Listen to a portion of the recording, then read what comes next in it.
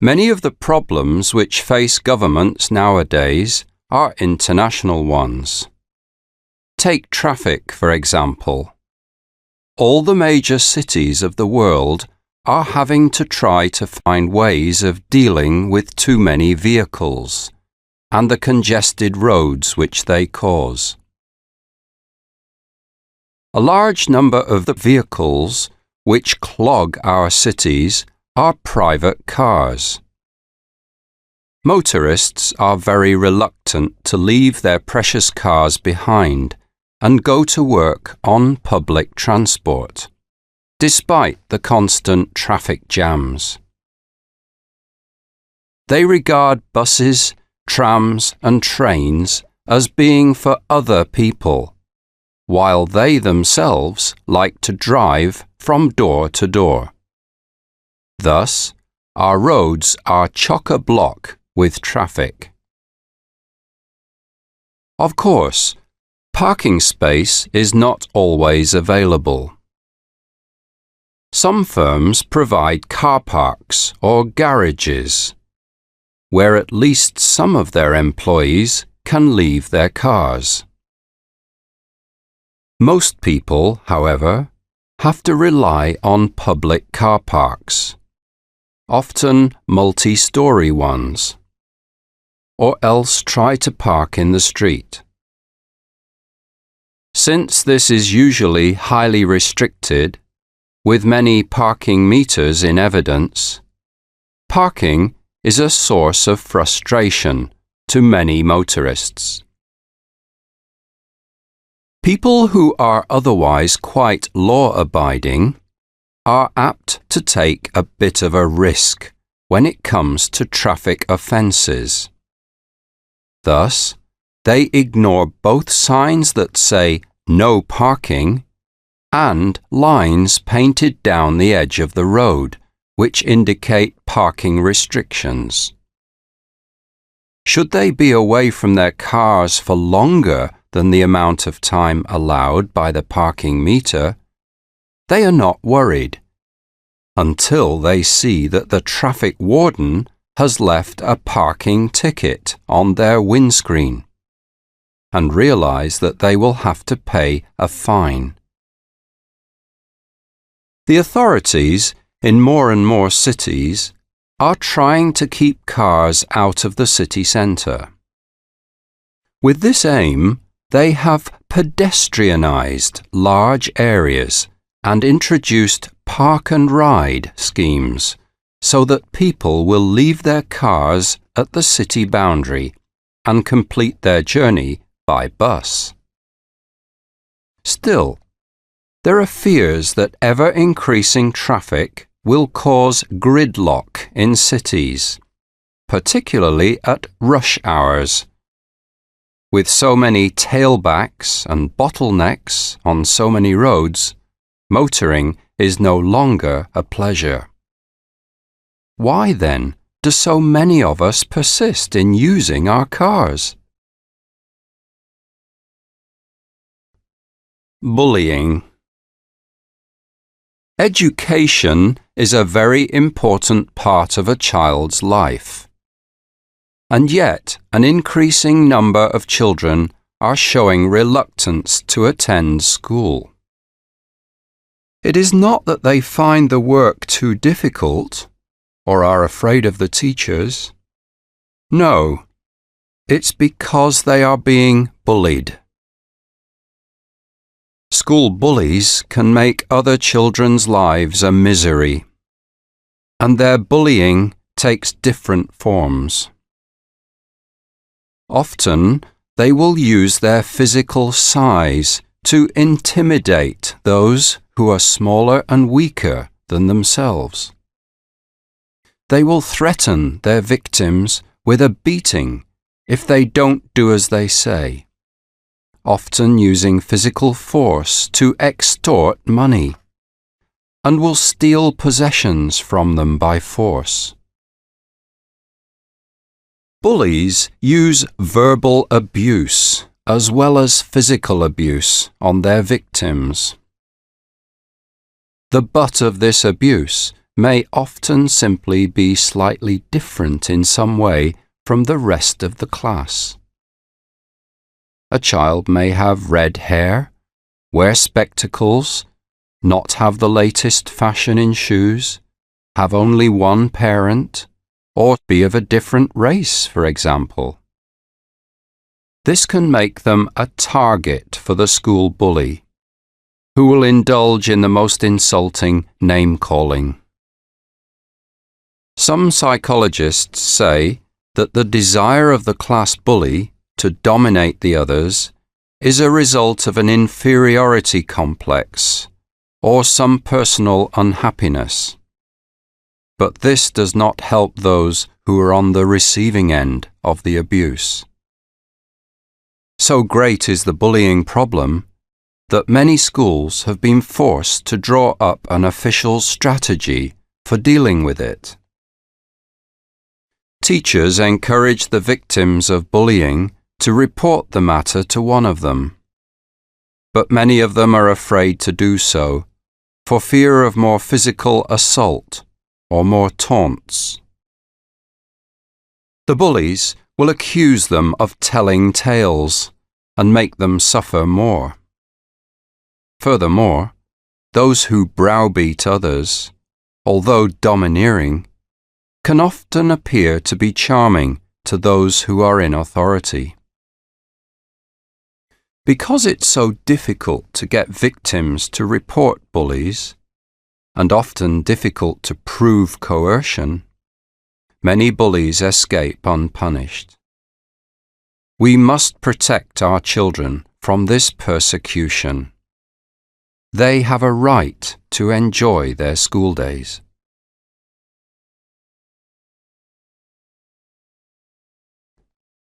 Parental aspirations. Educational qualifications are considered to be very important in the modern world. They are essential for people who want to find reasonably well-paid employment in the professions. For this reason, most parents try to get their children to work hard at school and achieve academic success by doing well in exams. Many parental aspirations also include their children going to university and graduating with a good degree. Not all children, however, are capable of achieving academic success. This does not matter, as long as parents are willing to accept this.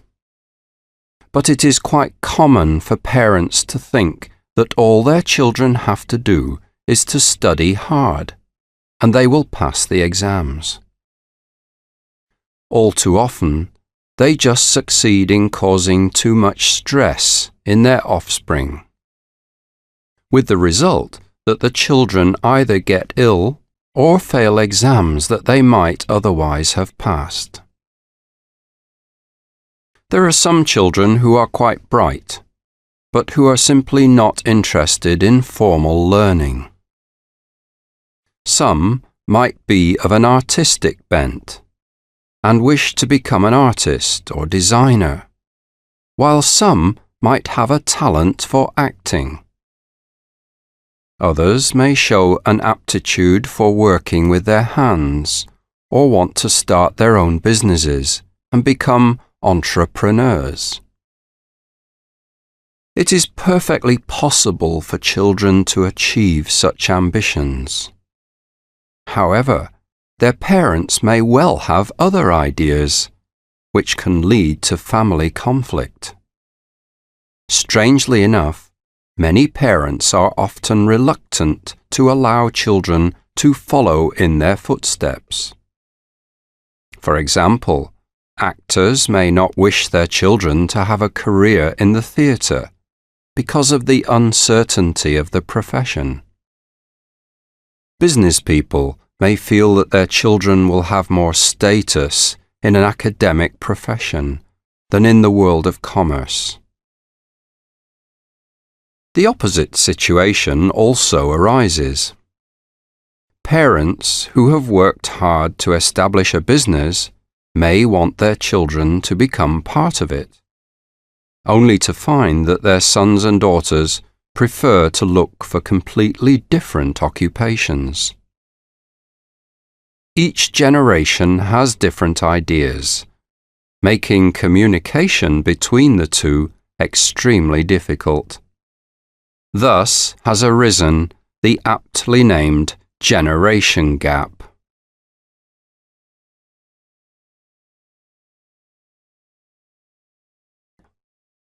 New research on computer games. A Japanese professor has produced evidence to show that computer games can have a bad effect on children. Many parents and grandparents have been saying this for years, but they were largely ignored, being regarded as technophobes. Parental worries about computer games often relate to their effect on their children's health and on their social skills. They feel that they should be outside getting exercise and enjoying the fresh air while playing with their friends.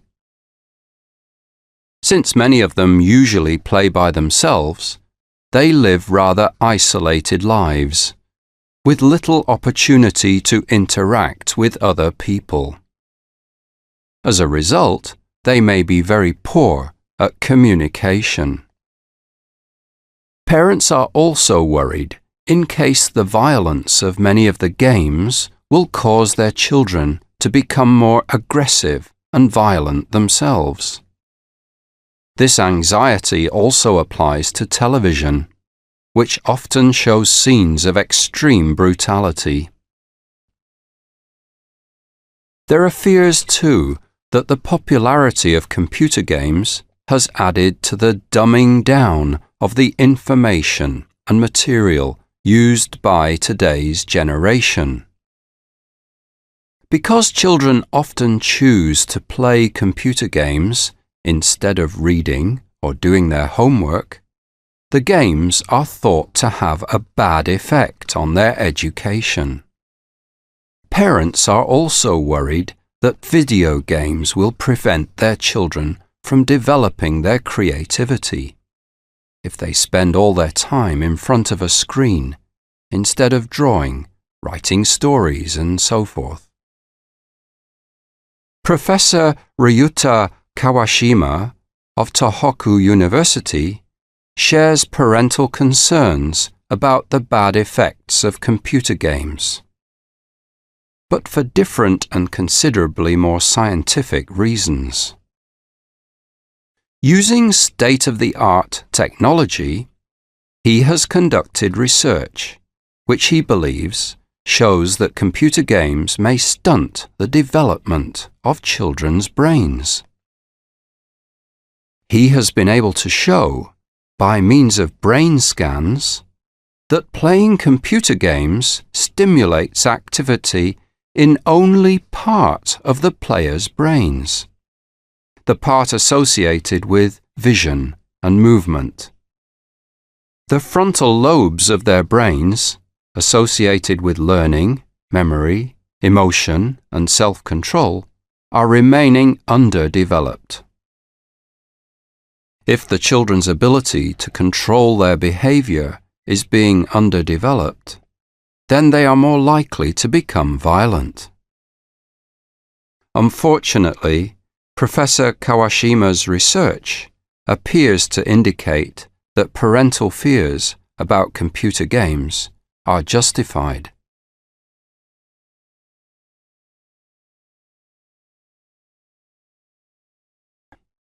Healthy eating. Most of us would like to live a long and healthy life. Increasingly, doctors are telling us that in order to do so, we must eat a healthy diet. Too often, we ignore the advice. In most countries of the developed world, there is no shortage of food. but their inhabitants could be suffering from a form of malnutrition. This is something that we are accustomed to associate with poor countries, which regularly suffer from famine, caused by primitive agricultural methods and overpopulation. The problem in the developed countries is that all too many of us are eating food which is far from being nutritious, and which is lacking in many of the vitamins essential to health. Because of our busy way of life, we rely too much on convenience foods, not taking the time to prepare a nourishing meal for ourselves. Instead, we grab something from the supermarket shelves or freezer and put it in the microwave.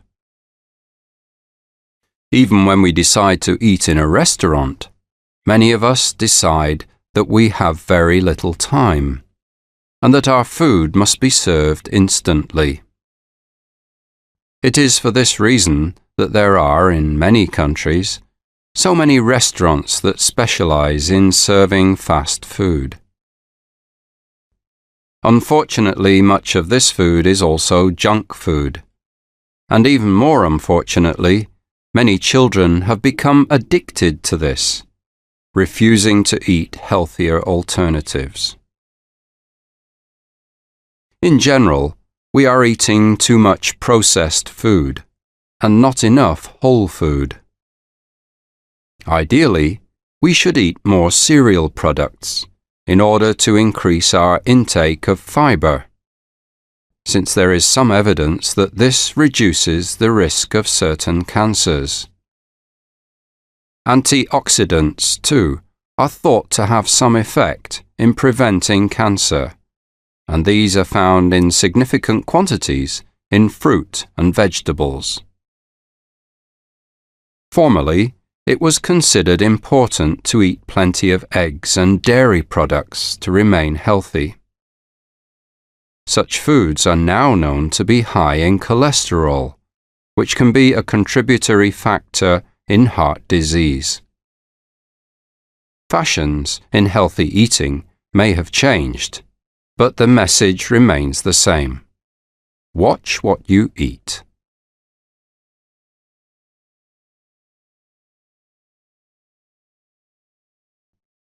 The benefits of chocolate. Most of us have a sweet tooth, and a favorite form of confectionery is chocolate.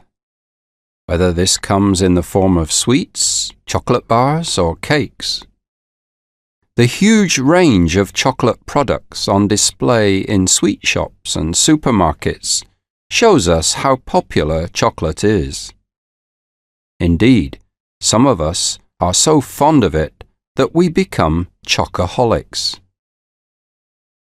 We are regularly told that a diet containing too much sugar and too much fat is bad for us. And chocolate contains a great deal of both of these. Thus, we have got used to the idea that eating chocolate is a sinful pleasure. Eating chocolate often makes us feel good. Even some health experts do not deny this, because it is thought to have a biochemical effect on the part of the brain that is concerned with pleasure. If you are feeling depressed, some chocolate can be a real tonic which cheers you up instantly. Unfortunately, this effect is transitory and you soon feel down again. Nutritionists have tended to concentrate on the negative side effects of chocolate, pointing out that the combination of a high fat content and a high sugar content can be a cause of obesity in people who overindulge in it. They also remind us that foods which are high in fat can lead to heart disease. Chocolate is also said to cause headaches in some people, and is considered to be one of the main triggers of migraine. After such bad news from dietitians, people who love to binge on chocolate will be relieved to hear that some doctors have now discovered some benefits in chocolate. Recent research suggests that chocolate, like aspirin, can delay blood clotting, making it potentially useful in preventing thrombosis. It has also been found that chocolate, like fruit and vegetables, is rich in flavonoids, which help to prevent heart attacks and strokes. At last, there is some good news for chocolate eaters. They can enjoy this delicious treat without feeling guilty, safe in the knowledge that it could be improving their health.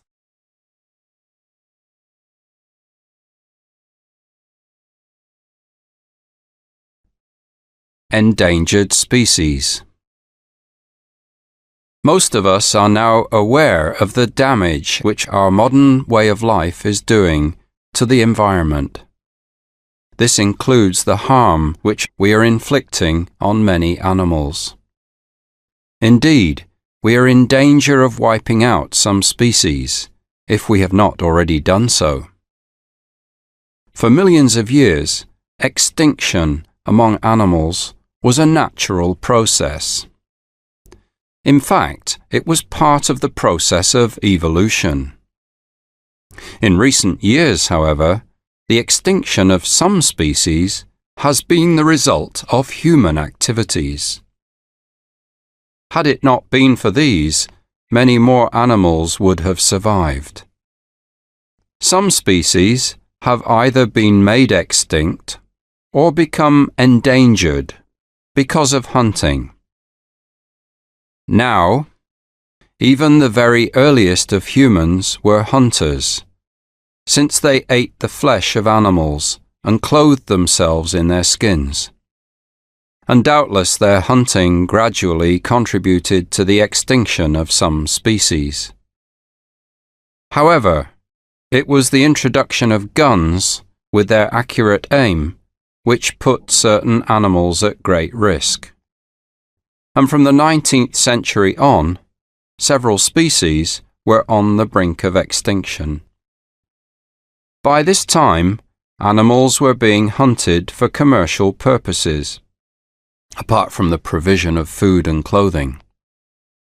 For example, elephants were being hunted for their ivory. Nowadays, attempts are being made to regulate such wholesale commercial hunting, but it is difficult to control in some areas. Thus, animals continue to die to make profits for humans. Of course, not only commerce is to blame. Hunting as a sport has also played a part in the extinction of certain species. A more modern threat to many animals is the destruction of their environment and the resultant changes in the ecology of whole areas. Our use of pesticides and other chemicals has polluted both soil and water, and this pollution has proved to be toxic to many of the plants which are part of the habitat of many animals. Furthermore, we regularly lay waste to land previously inhabited by animals, in order to make way for expanding populations, or, as in the case of deforestation, to provide goods for wealthy nations.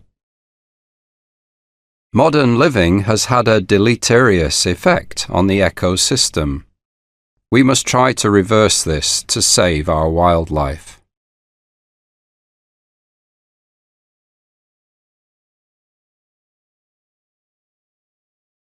Modern celebrities. Television and the media are regularly blamed for what is thought to be wrong with modern society. So it comes as no surprise that they are held responsible for today's apparent obsession with celebrities. The strange thing about many of those who are considered to be famous these days is that there is little reason or basis for their fame. Some of them may be film stars, football players, or pop stars. Others, though, seem to achieve fame on the grounds, for example, that they are a friend of someone famous, that they wear rather strange flamboyant clothes, or that they behave exceptionally badly in public. Indeed, it is notoriety rather than fame that some so-called celebrities achieve. Of course, other generations have had their icons, but in the past, fame seemed to be based more on talent and was longer lasting. The fame of today's celebrities is often very ephemeral indeed, and they do not remain famous for long. They are in the headlines for a few weeks and then fade from the scene. Compare this with the fame of some of the Hollywood greats, such as James Dean. Many of them remain legends long after their deaths. The celebrities of today will do anything to go on appearing in the tabloids. Image is all important to them, and they just love publicity. Often, they claim that they object to the paparazzi taking photographs, but they simply cannot live without the attentions of the media. Once they are in the public eye, they are desperate to stay there, it seems. The worst thing that can happen to them is that attention is paid to someone else. Anything they do is subject to hype, image makers being employed to ensure that their entire lives are conducted in a blaze of publicity. They seek wealth as well as fame, although most of this is spent on their extravagant lifestyles. If all else fails, they give sensational interviews about being cured of alcohol addiction, drug addiction, or eating disorders. It's sad, but many of today's heroes are not very heroic.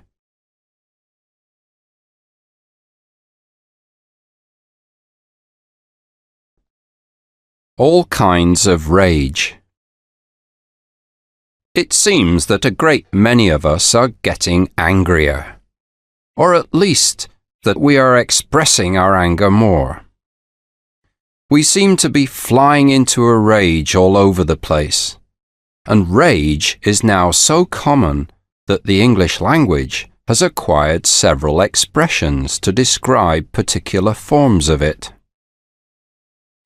The first of these rages to be named was road rage.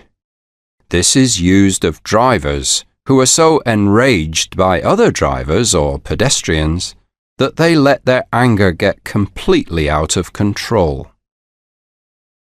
Often, they get out of their cars and shout and make threatening gestures at the people who have annoyed them. Sometimes they are so beside themselves that they attack the people physically, and there have even been cases where drivers have gone berserk and killed people. It frequently does not take much to provoke drivers who are easily angered. Even overtaking them quite legally can enrage them. Police are sometimes called to people's homes when rage gets out of control. In the worst cases, people who cannot control their tempers become guilty of domestic abuse and beat up their partners. This often leads to the breakup of the family and sometimes to the imprisonment of the violent partner. The supermarket is another place where people get angry. People often get frustrated if they have to queue at the checkouts, sometimes becoming so furious that they are driven to trolley rage. Then they deliberately bang into others with their trolleys sometimes causing injury.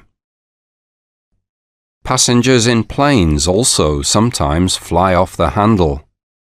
Known as air rage, this form of anger is usually directed at members of the cabin crew.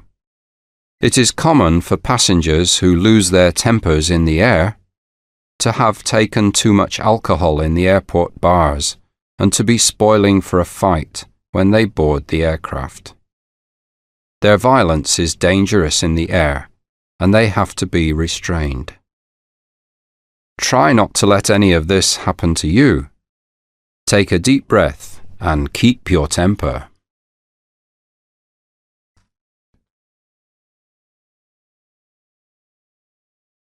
Gender discrimination. A major American bank is being sued by the U.S. authorities for allegedly discriminating against its female employees. It has been alleged that women in the firm do not have as good promotion prospects as the men, and that their salaries are not on a par with those of their male counterparts. Gender discrimination in the workplace is against the law in America and in many other countries. However, there are still obstacles in many firms which prevent women from achieving the promotion that their talents and qualifications deserve. Many women are promoted quite rapidly through the junior jobs in a firm, but face the glass ceiling when they apply for any of the most senior posts. So it is that although there are many women in middle management positions in many firms, there are very few in top management posts. Many women blame this situation on the old boy network. Others see it as evidence that many men are resistant to change and are still chauvinists at heart, while some may feel that failure to promote women to top jobs is a result of feelings of insecurity in the men who are making the appointments. Perhaps they are afraid of letting women become too powerful.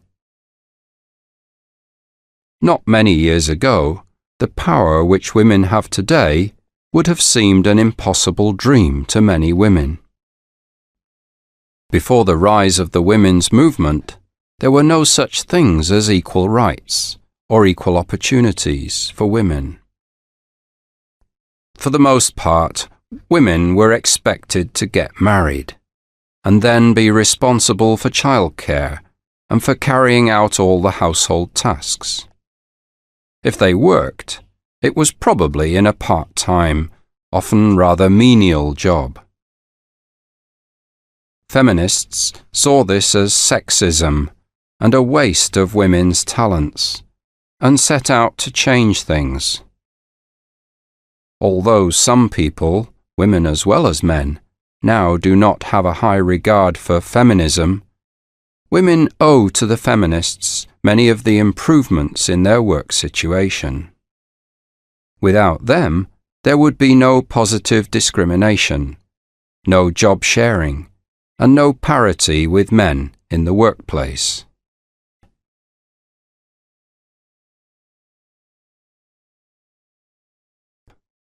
Taking time out. More and more young people are choosing to take a gap year between finishing school and starting university. They feel that they want a breathing space between periods of study. Alternatively, they may decide to take a gap year between graduating from university and embarking on a career, feeling the need for some time out before joining the rat race. Most students see the time as an opportunity to travel, with backpacking still being popular. The idea of traveling to as many foreign places as possible staying in hostels or other budget accommodation appeals greatly. Doubtless, some of them will hitchhike, although hitchhiking can be a dangerous form of travel, especially if students are traveling solo.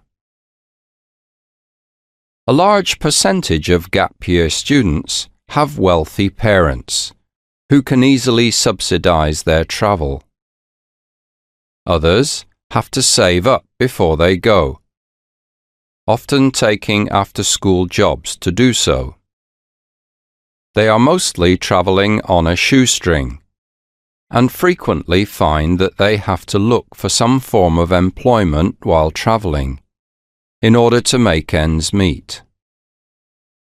For example, they may work on local farms or in local hotels.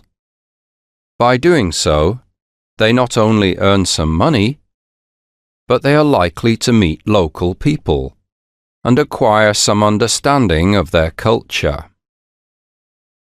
There are some students who choose to work for the whole of their gap year.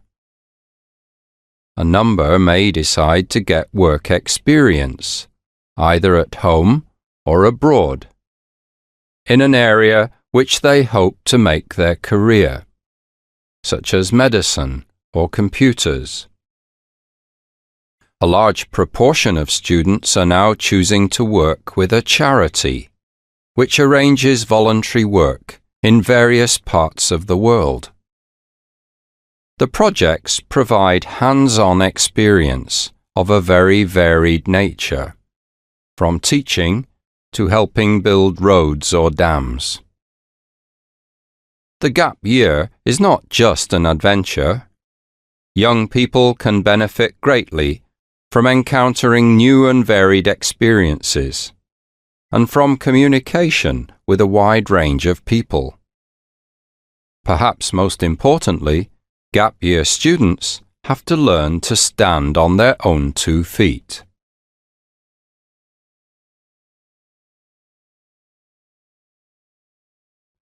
Computer crime. Computers have become so necessary to modern living that it's difficult to believe that they are a relatively recent invention. Undoubtedly, they have proved to be of great value, but they also have their disadvantages. For one thing, they have added to our already large number of crimes. Hacking was the first computer crime that most of us became aware of.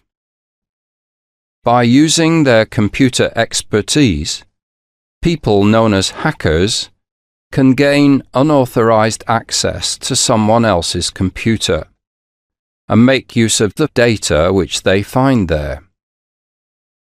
They may, for example, get hold of lists of the names of their competitors' clients and use these to build up their own businesses. Or they may use hacking as a form of industrial espionage to find out a rival company's plans. Other hacking activities may be more obviously criminal, in that hackers may log on to financial data in someone else's computer and either alter it illegally or use it for fraudulent purposes. The possibility of serious financial fraud has been greatly increased by the modern practice of purchasing goods through the Internet. Apparently, the use of credit cards to pay for such purchases has led to record levels of fraud, with a great many people being swindled out of a great deal of money. Banks are working hard to improve online security and to provide safeguards for customers, but fraudsters are working just as hard to improve their crooked techniques. Many computer users worry in case their systems are affected by computer viruses. The people who introduce such bugs into other people's computer programs may not intentionally be committing a crime, but may be doing so as an act of mischief or spite. The motive does not really matter to the people whose data has been deleted or altered, or whose files have been corrupted. Computers are part of a highly technical method of working, in which there are constantly new developments. Unfortunately, there is also a constant stream of new developments in the fraud industry associated with them. All computer users must be on their guard.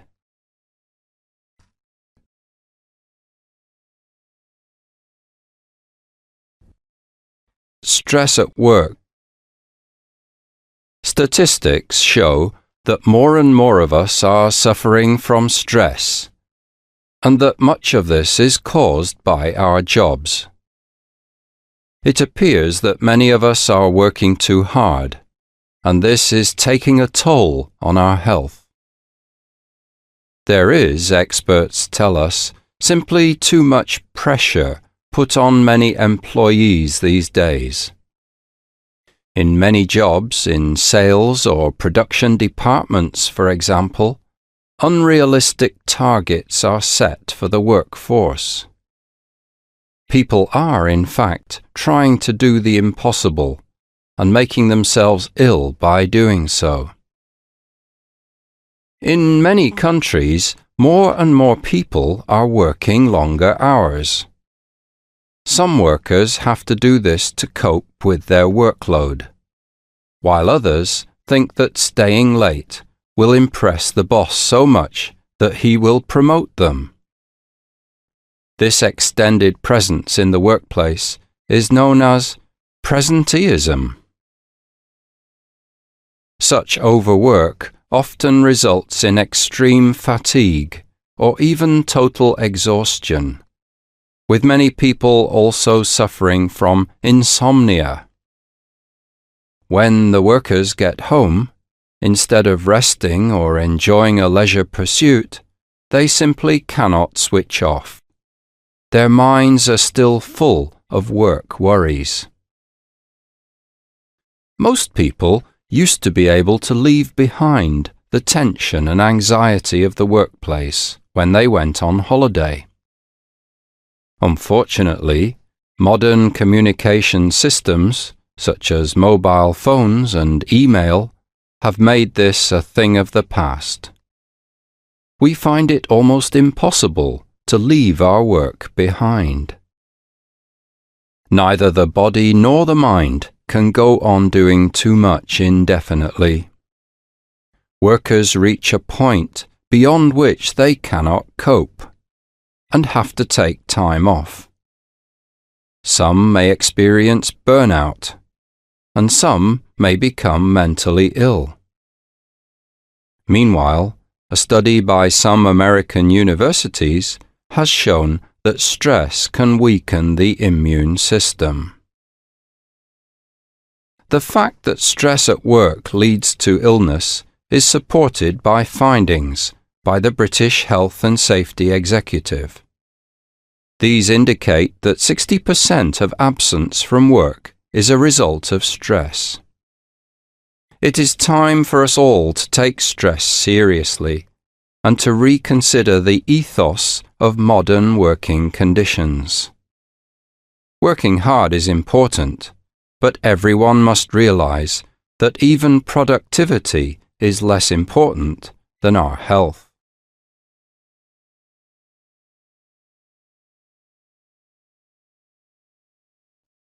Bad news. The owner of a company announces its bankruptcy.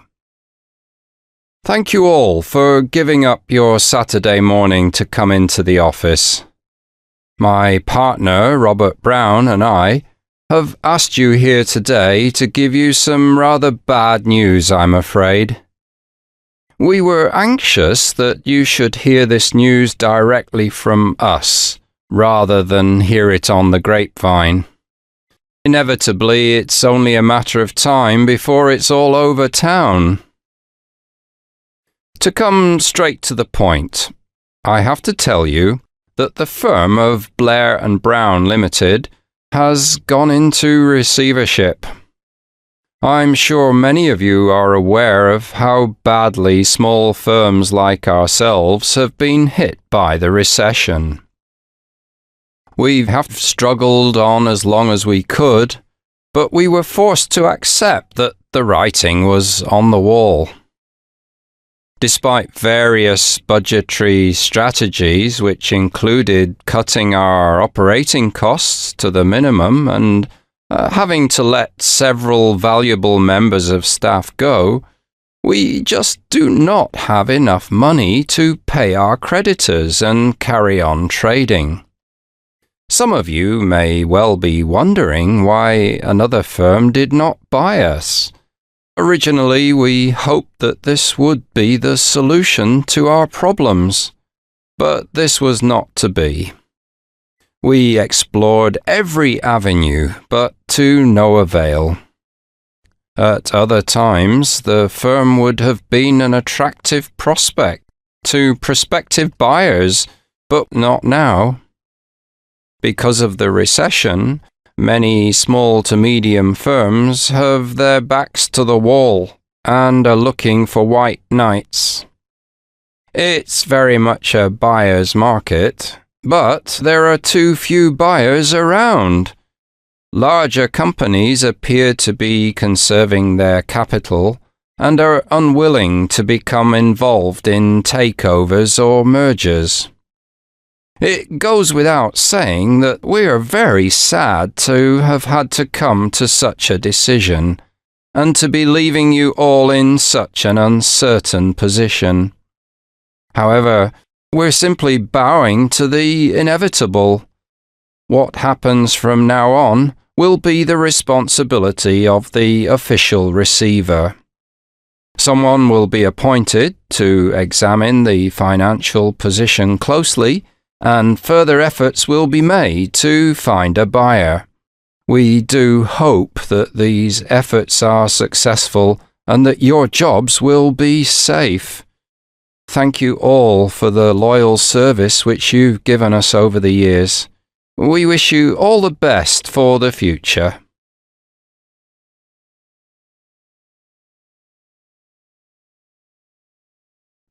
Time to study. A principal gives a pep talk to students about how to sit their final exams. I hope that you are all aware of the importance of this year. It's the year when you will take your final exams, and it is therefore make or break year. Some of you have worked hard throughout the years, and what all these students will need to do is to keep up the good work. Some have worked fairly hard, but may have to go the extra mile in order to be sure of passing the exams well. Others among you, and I suspect they are too numerous to mention, have left themselves a mountain to climb.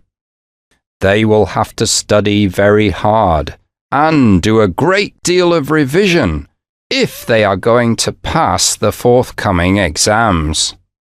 It's important to understand that if you start working hard now, it's not too late. You must not simply throw in the towel at this stage and think that you have no chance of success.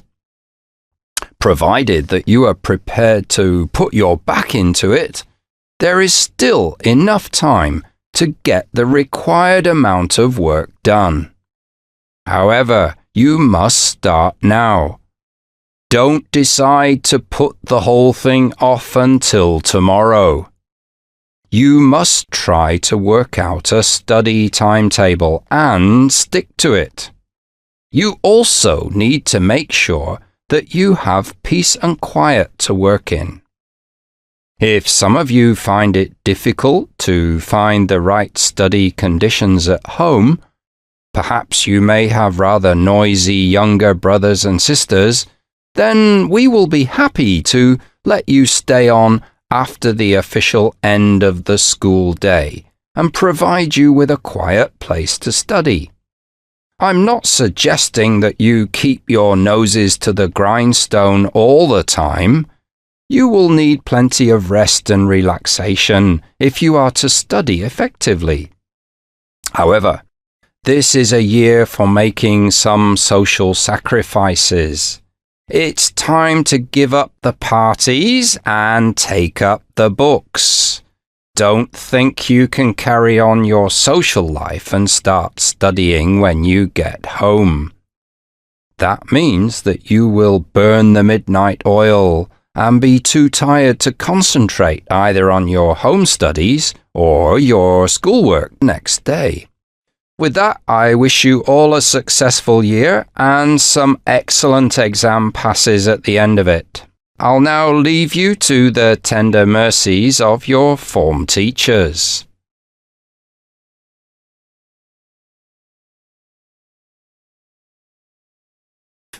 Job losses. A member of senior management tells trade union representatives of company plans. Gentlemen, I have here a memo from our parent company in the United States, which contains important news for us all. The decision has been made to adopt a global policy of rationalization. As each company is autonomous, we have all been asked to propose a plan of restructuring and to send details of this as soon as possible. This will inevitably involve redundancies, but the board of directors here can do nothing to prevent this. Our hands are tied. We have here copies of our plan, and it is hoped, gentlemen, that you will cooperate with us in trying to implement this as effectively and speedily as possible. Obviously, we would wish, where possible, to give people early retirement or voluntary redundancy, rather than impose compulsory redundancy on anyone. You will note that generous redundancy packages have been outlined. We hope that both you and your members will see these redundancies as a way of conserving jobs. In the present climate, only companies which are prepared to rationalise their workforce will survive. Those who do not will go to the wall. We are confident that if the recommendations are carried out, the company worldwide, and our part of it in particular, will be able to weather the storm. You know how tough the market is just now, and you also know that recently we have had a rather rocky ride in some parts of the country. It is a question of the survival of the fittest, and we must make ourselves fit. This means slimming down our workforce. We appreciate that your members will be concerned to learn of the proposed job cuts, but we hope that they will accept them as being inevitable. If the workers do try to oppose these cuts, they will be on a hiding to nothing. It has been made clear to us that any industrial action or threat of it is likely to put more jobs in jeopardy. We would like to inform your members that the proposed job cuts will apply to all members of staff, to management, office workers and factory workers alike. Be assured that this is not a case of there being one law for the rich and another for the poor, so to speak.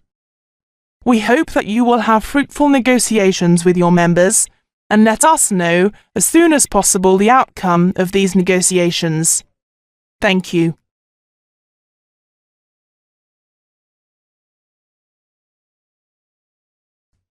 Football defeat. A letter describing a local team's poor performance. Dear Jack, I know you like to hear about home news when you're away at college, and so I'm writing to keep you up to speed on the performance of our football team.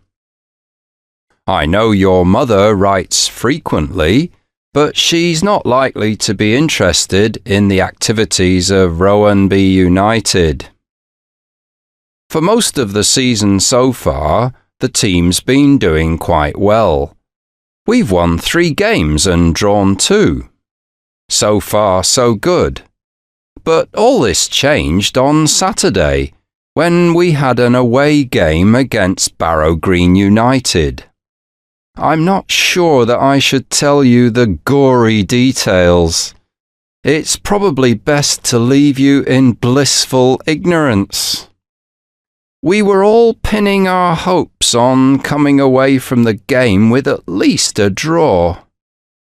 The more optimistic among us were confident that we would get a result easily, since Barrow Green have not been playing quite as well as usual.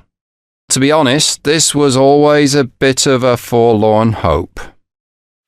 The optimists seem to be forgetting that, whatever their recent performance, Barrow Green are in second place in the league at the moment. They didn't get there without being able to play reasonably well.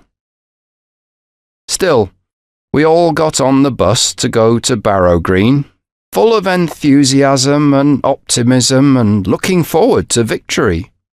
Of course, this had something to do with the fact that most of us had taken some Dutch courage with our pub lunch. It would be doing you a kindness to draw a veil over the actual game. It's something that is best not to know about. Our team played appallingly badly, as if they had never played together before. In fact, you would have thought that some of the players had never even seen a football before. It was unbelievable.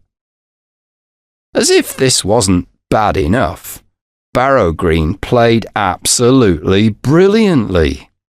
Somehow, they had put their recent bad form behind them, especially for us. They left us dead in the water, and we needn't have bothered playing the second half of the match.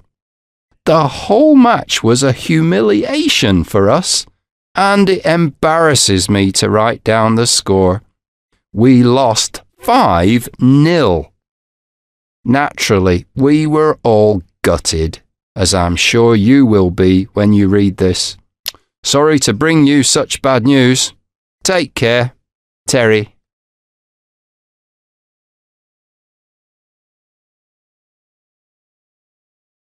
A disappointment. A letter of complaint from a dissatisfied customer.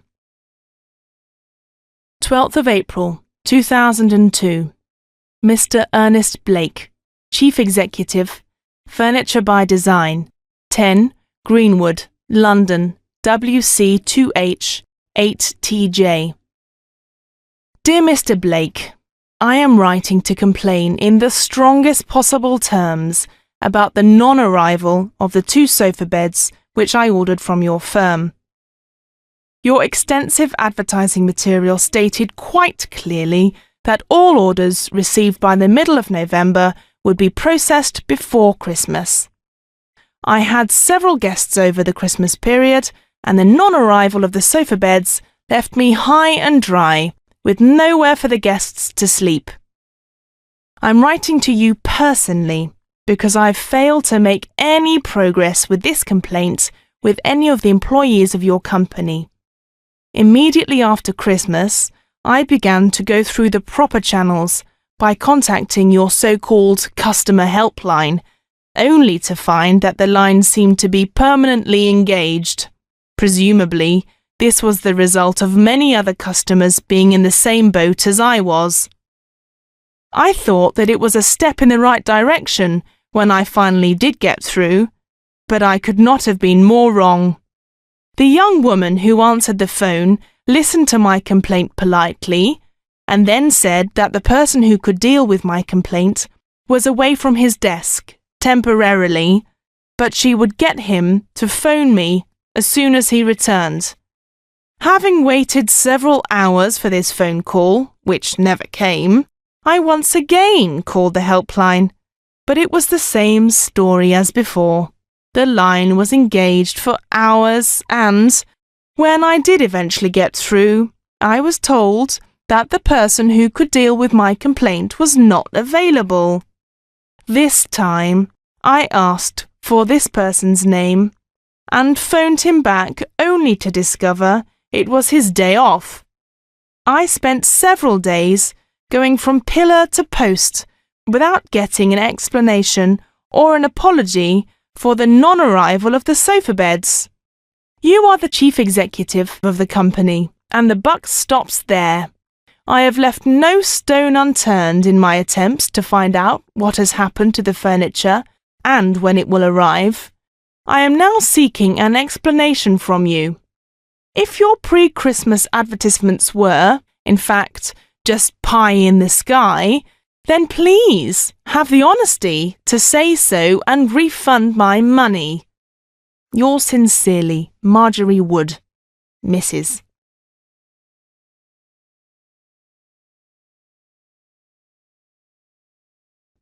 A letter of apology. A chief executive replies to a letter of complaint.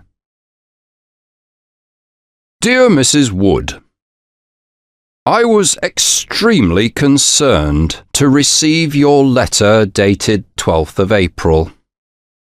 Please accept my profuse apologies for the inconvenience which you experienced in connection with the late arrival of the furniture which you ordered from us. I understand that the sofa beds were delivered to you yesterday safe and sound.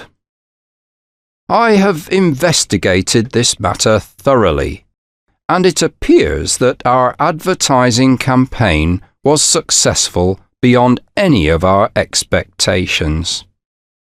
Our entire range of furniture, and especially the sofa beds, sold like hot cakes. This meant that, to some extent, we were the victims of our own success. We simply did not have enough stock in our warehouses to meet the extraordinary demand. We had been prepared for the race against time to get all the orders fulfilled before Christmas, but not with the lack of product. This would not normally be a problem, as we deal with extremely efficient and speedy suppliers.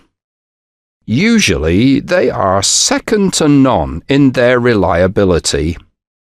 However, it appears that they experienced a slight technical hitch in their new computerized production process and were unable to supply us with as much furniture as we required. Their maintenance people had their work cut out to get their production line functioning again in time for the Christmas rush, and valuable time was lost. We searched around for another supplier to help us out, but to no purpose. Being unwilling to accept goods of a lesser quality, we had no choice but to wait for our usual supplier to get their machinery fixed. When all is said and done, quality is what matters to most of our customers. I was sorry to hear that you had such problems with our complaints procedure. I have discovered that these were due to a serious reduction in the number of our helpline staff available then, owing to a local flu epidemic. I'm sorry that this has been such a chapter of accidents. As I have indicated, most of it was a result of circumstances beyond our control. Once again, my apologies for the inconvenience caused to you. We value your custom greatly and hope that you will go on being a client of the company. Yours sincerely, Ernest Blake, Chief Executive.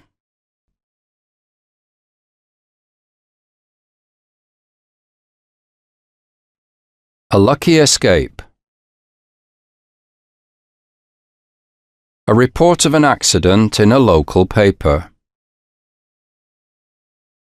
Several people had a lucky escape yesterday while waiting for a bus at the corner of King Street and George Street. Some scaffolding fell from a building and landed just behind them. Fortunately, no one was injured because there is a stretch of grass around the front of the building and most of the scaffolding landed on it. The bits of scaffolding landed too close for comfort, said 66-year-old Bert Thompson. It's a miracle no one was hurt, but we were all in shock. You don't expect to dice with death when you're waiting for a bus. I hope the town council are going to do something about this. I absolutely agree, said 56-year-old Margaret Simpson. None of us got hit by the scaffolding, but the fact of the matter is that it was a very narrow squeak, and I'll be contacting the council. They shouldn't allow dangerous things like that on buildings. It wasn't even windy when the stuff fell down. Make no mistake, if the council don't do something soon, it'll happen again, and other people might not be so lucky. A council representative said later, "We're all very sorry to hear of this unfortunate accident, but it's not the fault of the council. Responsibility for maintaining such scaffolding rests fair and square with the contractor who erected it. Anyone who is concerned about this incident should contact the contractor directly." Later in the day, some local residents who live in the vicinity of the building in question contacted us to give their views. "This was an accident waiting to happen," said their spokesperson, 50-year-old Tom Scott. "It has been a bone of contention between the council and ourselves for quite some time. The scaffolding is in a poor state of repair, and no one has worked on the building for several weeks.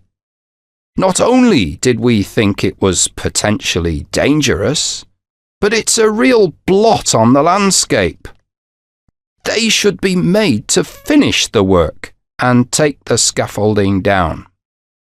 At the end of the day, the council have a moral responsibility to keep the town safe for their residents. As far as people in this area are concerned, the council must carry the can. They've been putting the whole issue on the back burner for too long."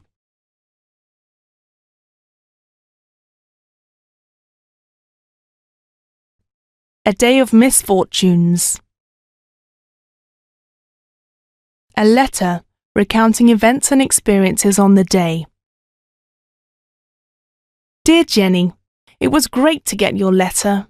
You sound as if you're really enjoying college, and I can't wait to join you. I'm beginning to wish that I had turned a deaf ear to my dad's suggestion that I spend a year getting some work experience before going to college. I've just got back from work and I've had a really bad hair day. For starters, I got up late.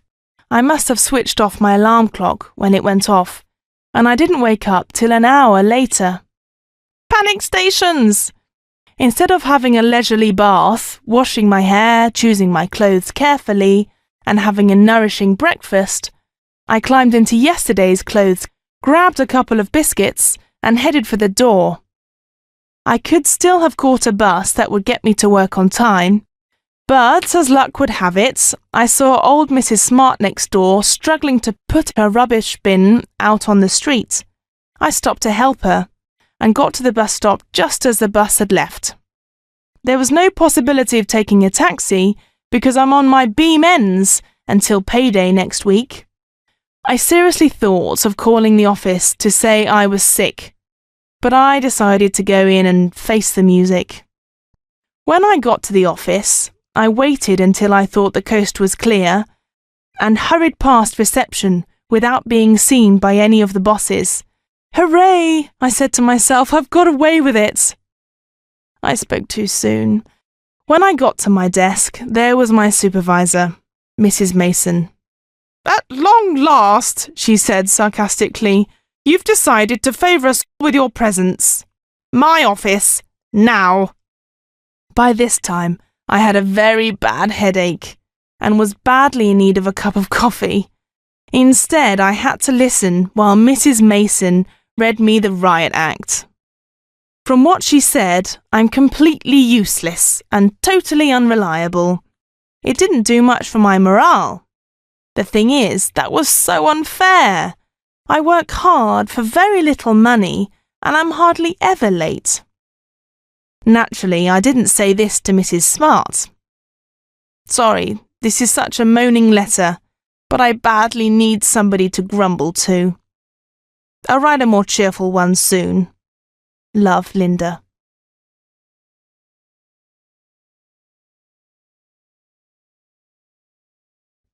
Goodbye and hello. A Managing Director's address to the staff. I have called you together today for two reasons, one sad and one happy. The sad reason is that Jack Jones, our marketing director, is off to pastures new, and we are here to say goodbye and to wish him well. The happy reason is that we are here to welcome Jim White, who is taking over Jack's position in the company. I know that each and every one of you will be aware of how much work Jack has put into the development of this company. He joined us when we were still a very young company, and his efforts have helped us to become the profitable, successful company which we are today. In addition, I am aware that most of you have found him a pleasure to work with. It's rare for someone not to get along with Jack. Of course, the board of directors and I are sorry that he's going, but we quite appreciate that after all these years, Jack wanted a change of scene. There was a time, not so long ago, when people stayed with the same company from the cradle to the grave. But things have changed. People now move on. In Jack's case, he's moving on to a much larger company, which is very much at the cutting edge of the business. They were impressed with Jack's talents and made him an offer which he could not refuse. People of Jack's skills are few and far between, but we have been very fortunate in securing the services of Jim White, who will, I am sure, prove a worthy successor to Jack. He has certainly been extremely proactive in the company which he has just left, and it's obvious that they are sorry to lose him. I am sure that he will soon find his feet here. Refreshments have been provided in the form of wine and canapé, and I suspect that some of you can't wait to get started on them. Without more ado, then, I shall, on your behalf, say an official goodbye to Jack, and an official hello to Jim. Jack, I have pleasure in presenting this carriage clock to you as a token of our appreciation, and of course, it comes with our best wishes for the future. Jim, I have equal pleasure in saying to you, welcome aboard.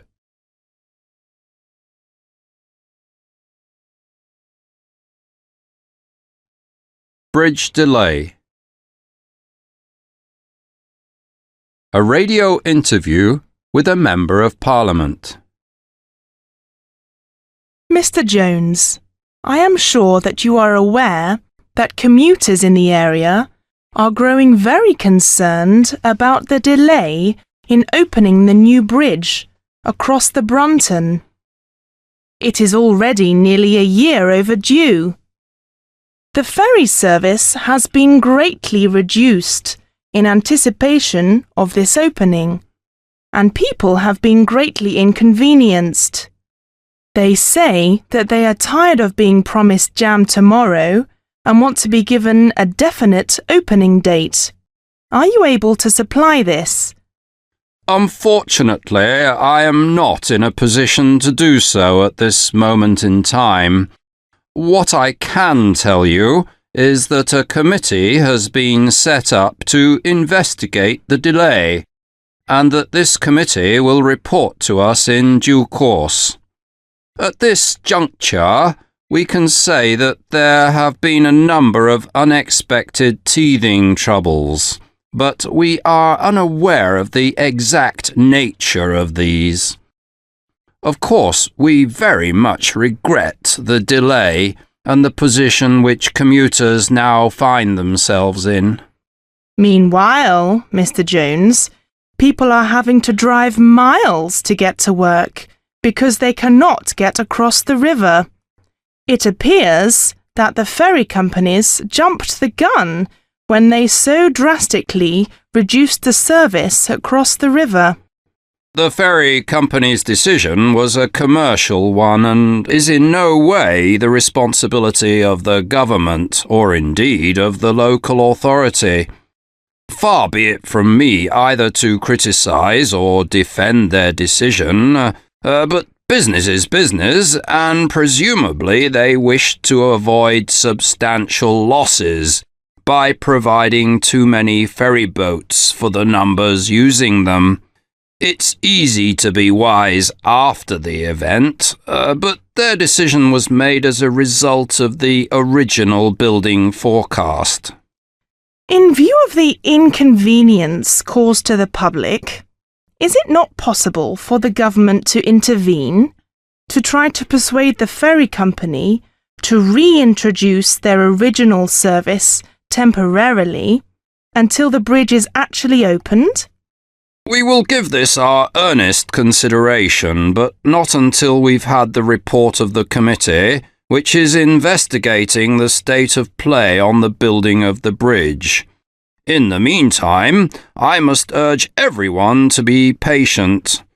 The splendid new bridge will mark the beginning of a new era for our area, and I can assure you that it will be worth waiting for.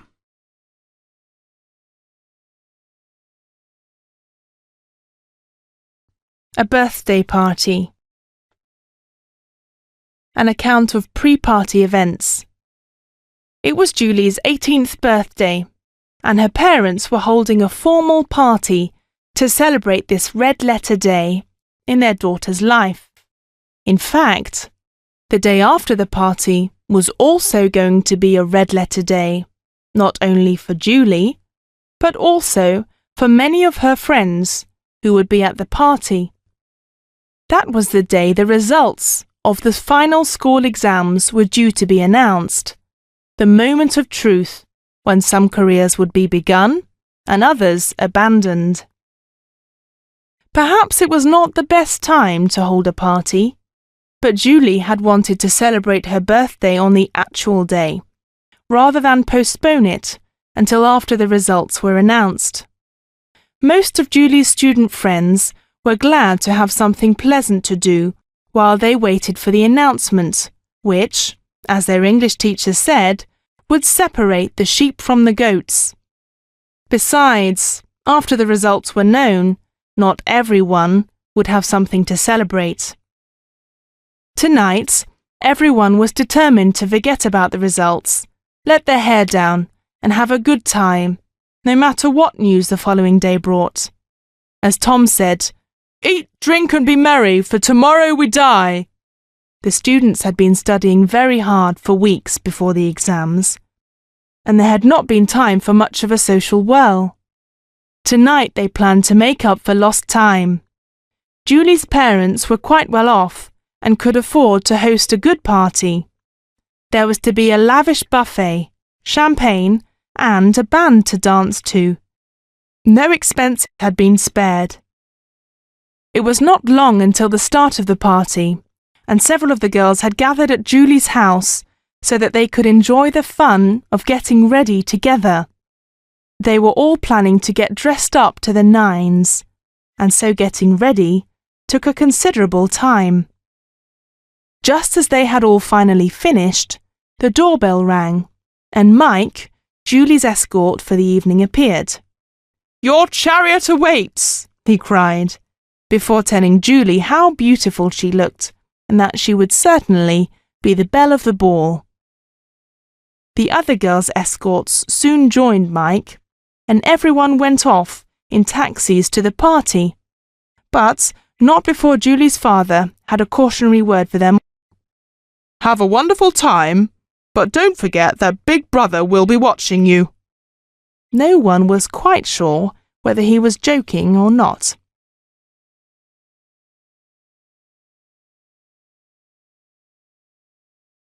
Reluctant attendance. An account of pre-meeting anxieties. Mr. James was on his way to a meeting in the town hall, and he was not looking forward to it. The meeting had been called by the parents of some of the children in the town to complain about the lack of playground facilities in the area. Unfortunately for Mr. James, he was the counsellor who had responsibility for recreation. Otherwise, wild horses would not drag him to such a meeting. He was hoping against hope that it would be a short meeting, and that he could join his wife at the party, which was being held at the golf club later in the evening. It was useful to show one's face at such events, and as an estate agent, he sometimes picked up some useful business. Mr. James would far rather be there than at the meeting. However, he had a sinking feeling that the meeting would drag on, and that he would not be at the party. Very likely, there would be quite a few parents in attendance, and he doubted that he would be able to get rid of them very quickly. Some of the people who came to such meetings were intimidated by the fact that they were in the company of a big noise from the council, and could be sent away with a few empty promises. That would not be the case tonight. He had already met some of the parents, and quite a few of them had the gift of the gab, and would not be content with a few excuses. Usually, Mr. James would have laid the responsibility for going to this meeting at the door of his deputy, Mr. Sharp. But he had said that he was attending an important family gathering, which had been arranged months ago, and was unable to attend. Mr. Sharp was a fairly truthful person, but on this occasion, Mr. James had a feeling that he was being economical with the truth. Meeting angry parents was no picnic, and all of the other councillors had claimed to be otherwise engaged when Mr. James raised the subject. This was a great pity, as there was always safety in numbers at such meetings. If you were unable to come up with a convincing answer, then you could always pass it on to one of your colleagues, at least until you could think of something to say.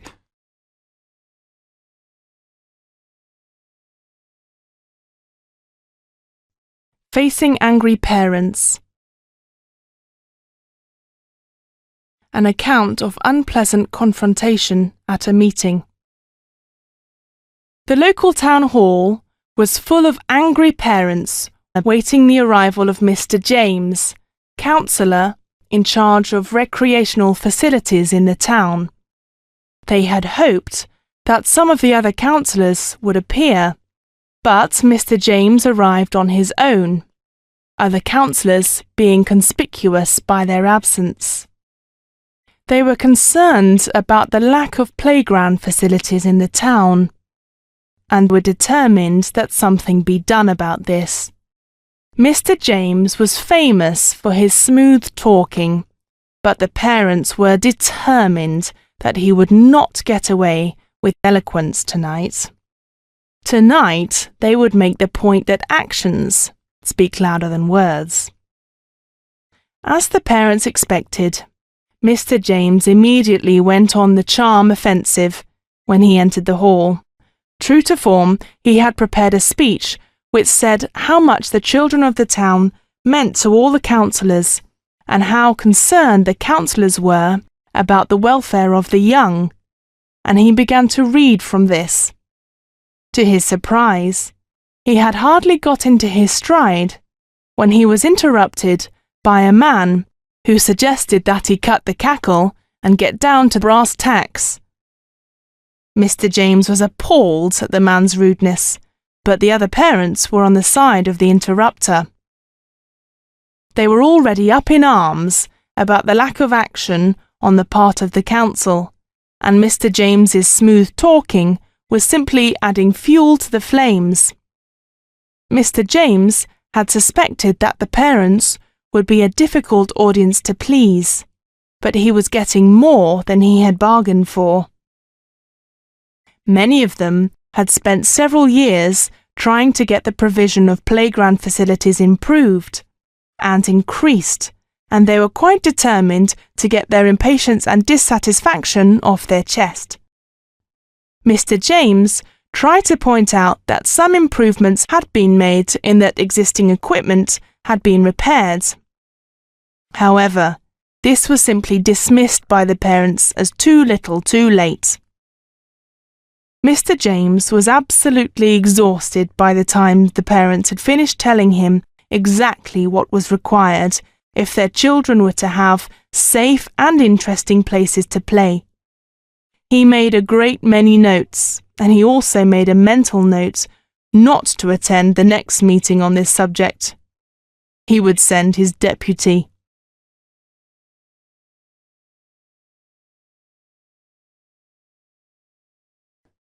A sudden decision. A conversation about an unexpected career move. Have you any idea why Tom has left his job? Fred asked Andy. Your guess is as good as mine, replied Andy. I did hear that he was under a cloud when he left, but I think that was a rumour started by Jenny, one of his workmates, who doesn't like him. Tom has always been very hard-working and competent. I don't think he was dismissed. Whatever the reason, his resignation was a bolt from the blue. Everyone was surprised. Then Joan joined in the conversation, saying, "He might have been bored.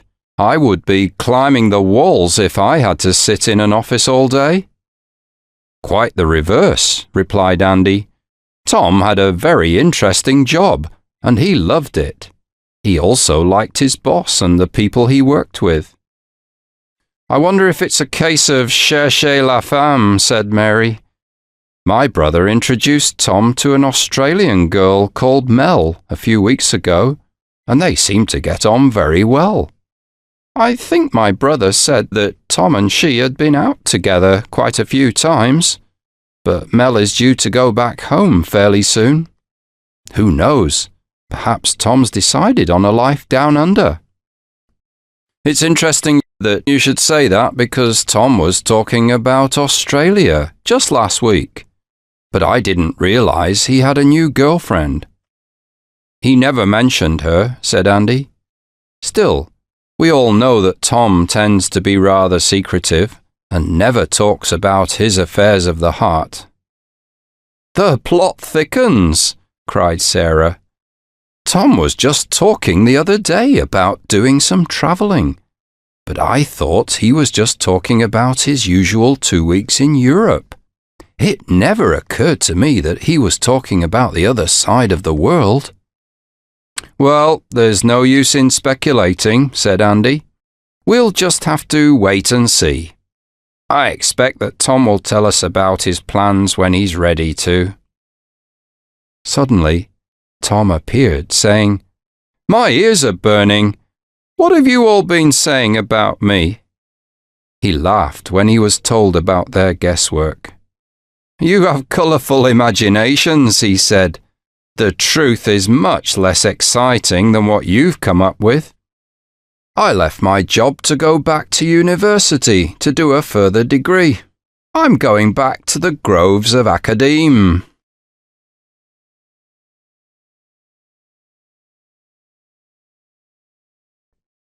More break-ins. A report of robberies in a local newspaper. Once again, there has been a series of robberies in the town.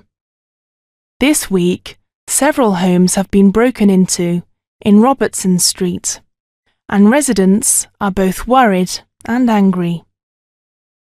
Something must be done about this now, said 58-year-old Jack Clements. It's time the police got their finger out and caught these villains. A lot of elderly people live around here, and they're terrified.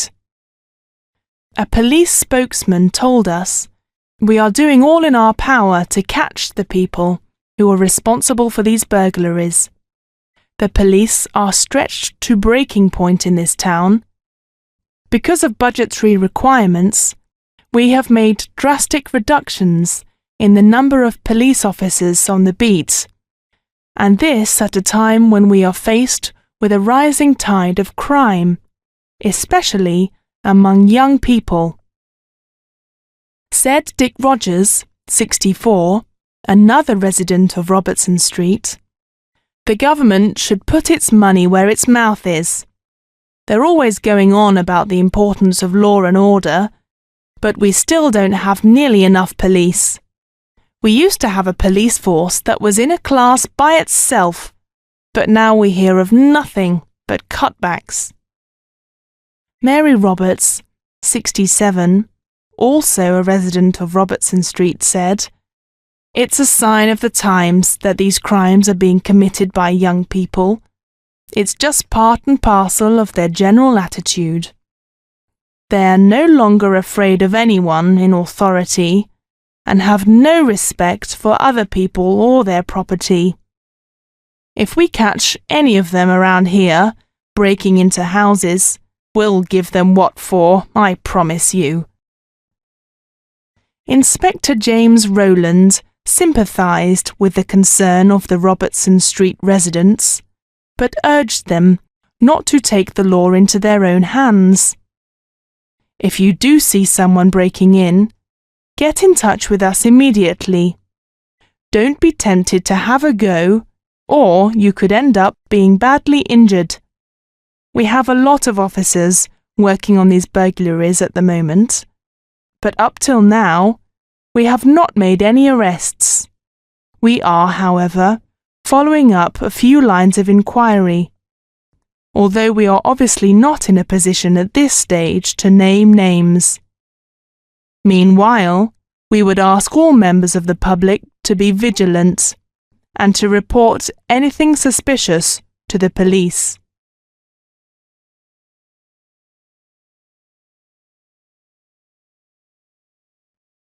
Obituary. A biographical sketch of a local personality. The whole community has been saddened by the news of the death of Brian Peterson, who died suddenly last week after a short illness. Brian was well known to many of us in the town, but he was particularly well known in climbing circles and was regarded locally as the grand old man of rock climbing. As a young man, he took part in several major and indeed dangerous climbing expeditions, and cheated death on more than one occasion. He regarded it as a real feather in his cap that he was asked to take part in an Everest expedition in 1976, and welcomed the opportunity with open arms. The expedition was one of the major achievements of his climbing career, and provided him with many anecdotes, to which we all listened spellbound. A photograph of the expedition had pride of place on his mantelpiece. Brian will also be remembered as a wonderful speaker and writer. He wrote many articles on climbing for a wide range of publications, but sadly never got round to writing any books on the subject, although this was always his intention. This is a great loss, as he was both an informative and an entertaining writer. However, who can blame him for wanting to spend time on the hills rather than spend it behind a typewriter?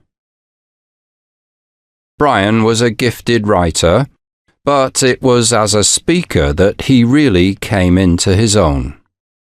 Whatever the nature of the audience, he made the subject of climbing come alive for them, illustrating his talks not only with marvelous slides, but also with personal anecdotes. He could hold any audience in the palm of his hand. Sometimes they would be on the edge of their seats at his stories, and sometimes they would be rolling in the aisles. Not surprisingly, he was never short of speaking engagements. Brian was an extremely active member of the local mountain rescue team until his illness. Although always willing to give a helping hand to people who got into difficulties in the mountains, he often got extremely angry with people who ventured onto the mountains without appropriate clothing or equipment, and without leaving exact details of where they were going. Brian was a devoted family man and is survived by his wife, Susan, and his sons, Michael and Graham, both of whom are experienced climbers and members of the mountain rescue team. We extend our sympathy to them.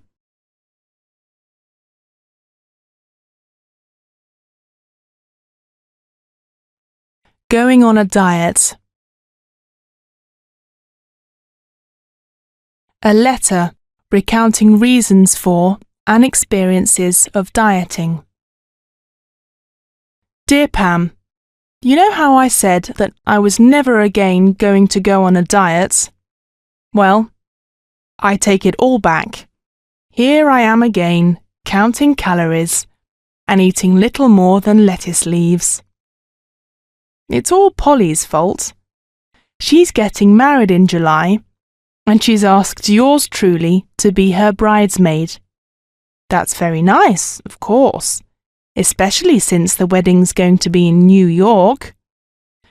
The fly in the ointment, from my point of view, is that Polly is so slim. Not only that, but the other bridesmaid is Polly's sister, Jane, who is just as slim. However much I try to slim, I'm going to look like the back end of a bus beside them, but I feel I have to try. My mother's not helping because she keeps worrying about my becoming anorexic, as if, and telling me that I'm looking far too pale. As if this wasn't bad enough, my Gran's visiting us just now, and my Gran's cooking is to die for. I've had to take to eating on my own and cooking for myself. I just cannot bear to have to watch the rest of the family tucking into Gran's homemade pies while I am toying with a little steamed broccoli. If I did all, my diet plans would go out the window. So, life's not exactly a bowl of cherries at the moment. I have to get up with the lark so I can have my meagre breakfast before Gran appears to start cooking bacon and sausages or making pancakes. My mother tries to stop her because she's worried about Dad's cholesterol.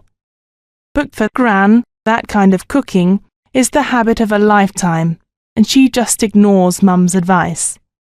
Naturally, my father and brother love these huge breakfasts. So would I. I take a packed lunch, salad, and a bottle of water, and eat in the park if it's not pouring with rain. The rest of the office are getting very suspicious, and apparently some of them think that I have a new man in my life, and I'm rushing out to meet him. I wish. I'm sorry if this letter is all about food. That's because I rarely think of anything else these days. I find myself thinking that I could murder a steak, when usually I rarely eat red meat. Much love, Alice.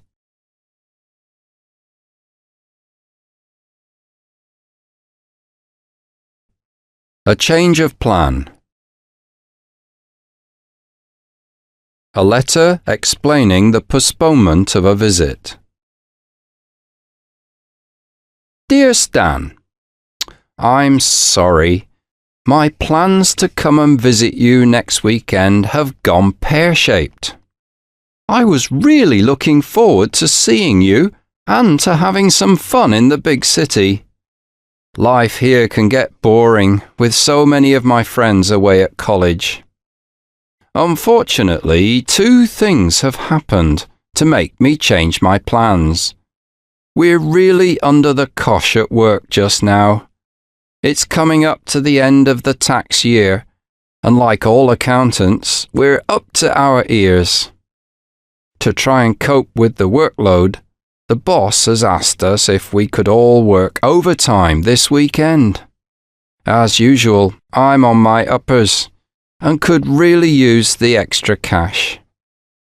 Also, I'd like to help the boss out if I can. He's a decent bloke, and he's always played very fair with me. It would be difficult to refuse to work when everyone else is going to. Then there's a problem with my grandfather. He's not getting any younger, and he's been a bit under the weather recently. Mum was worried about him, and so he's come to visit for a while. Truth to tell, he's not really recovered from my grandmother's death last year. My mother doesn't like leaving him alone in the house, and she's agreed to babysit for my sister on Saturday night. Dad's away at a conference that weekend, and so it's down to me. So there it is. What with one thing and another, this weekend is not possible, and it would be best from my point of view to leave coming up until some other weekend.